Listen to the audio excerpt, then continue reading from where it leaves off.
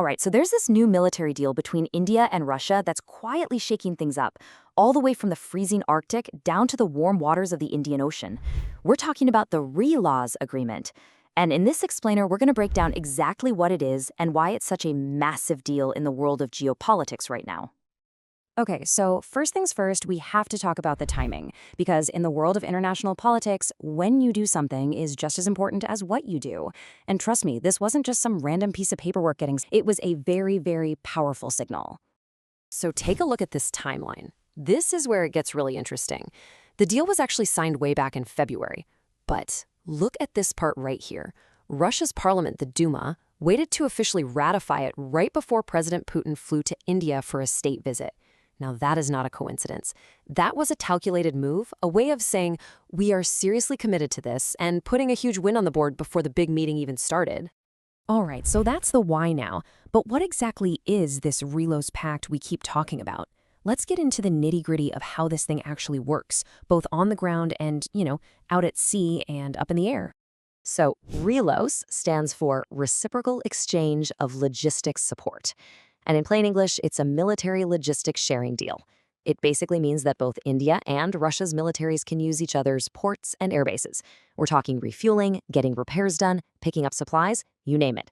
The whole point is to make all this stuff super easy and fast, cutting through all the normal red tape. But here's what makes this agreement really special, especially when you compare it to other deals India has, like the one with the US. This RALOS pact, it's cashless. Instead of paying for every single thing as it happens, they basically run a tab, and they only settle the bill once a year. Think about that. That shows a massive level of trust. It's not just a business deal, it's a true long-term partnership. Okay, so what's in it for India? Why did they sign this? Well, the benefits are huge, and they really boil down to two major things: getting a foothold in the Arctic and supercharging their dream of having a true blue water navy. Okay, get this. For the very first time, the Indian Navy now has access to Russian ports way up in the Arctic Circle. This is huge because, well, India doesn't have any territory up there. So being able to use ports in Russia gives them a front row seat to watch the new shipping lanes opening up. It helps their scientific research, and it's great for their energy security. It's a total game changer for India's ambitions in the high north. And this slide right here shows you that second big advantage perfectly. Just think about it. Before this deal, if an Indian warship was way out in the Atlantic, it would eventually have to turn around and sail all the way back home just to refuel and resupply. But now, it can just pull into a friendly Russian port, gas up, and keep going. That kind of extended range is exactly what you need to be a blue water navy, a force that can operate anywhere in the world, far from home.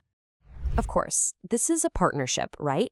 So it has to be a two-way street. So what does Russia get out of it? Well, for Moscow, it's about two main things: getting a solid presence in the Indian Ocean and, maybe even more importantly, creating a strategic counterbalance to China. With this deal, Russia's Navy and Air Force can now use key Indian ports from the west coast to the east, and even out in the super strategic Andaman and Nicobar Islands. This gives them a ready-made logistical network across the entire Indian Ocean. And the best part for them, they get all of this without having to spend a single dollar building or maintaining their own expensive foreign bases. Now, this next point is subtle, but it's absolutely crucial. Lately, Russia has had to rely more and more on Chinese-backed ports in the region.